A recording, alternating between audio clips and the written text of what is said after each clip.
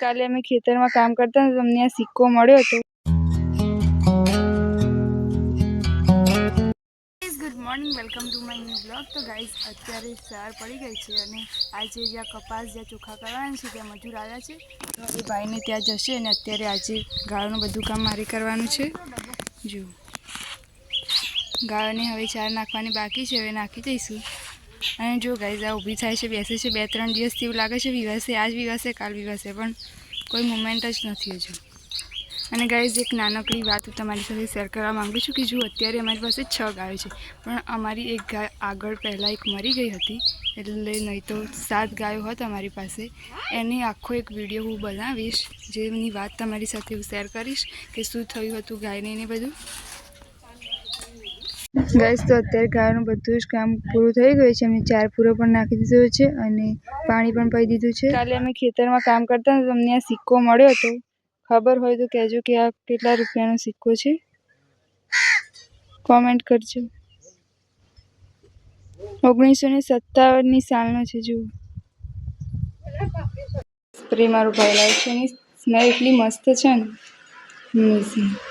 આજે જમવામાં બન્યું છે દાળ ભાત અને શાક રોટલી.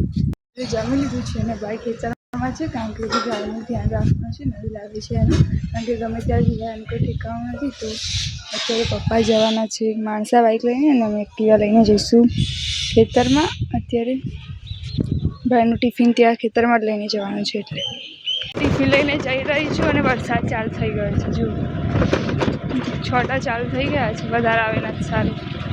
જો ગાઈઝ આ બળદ છૂટી ગયો છે, મળો તોડી દીધો છે, વધવા દે તો સારું.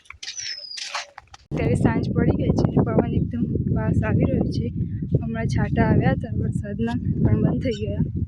અને કાલે અમારે રીંગણનું હાર્વેસ્ટિંગ છે, તો દાદી અત્યારે વાળી રહી છે ચા, કારણ કે સવારની અને અત્યારે સાંજની બંને ટાઈમની વાળવાની છે. એટલે જો 2-3 ભારા મેં મૂક્યા હોય છે, અને જો બીજા મૂકવા જવાનું છે ત્યાં.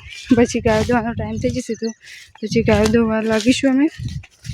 જો ગાઈઝ આ પીપળું અમે ગોડાઉનમાંથી લાવ્યા હતા, એમાં અમારે પોટાશ બનાવવાનું છે ખેતરમાં છાંટવા માટે. તો જો બળદનું છાણ અને પાણી અંદર રેડ્યું છે.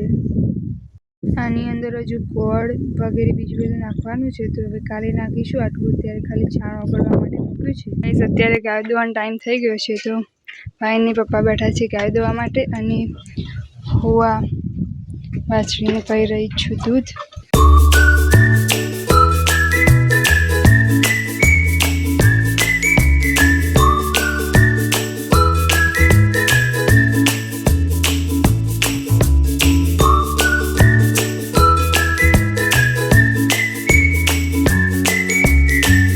આજનો બ્લોગ અહીંયા જ પૂરો કરું છું. મળ્યા આવા જ બીજા બ્લોગ સાથે. વિડીયો ગમે તો લાઈક કરી દેજો, ચેનલ પર નવા સબસ્ક્રાઈબ કરે. Thank you so much for watching. So by.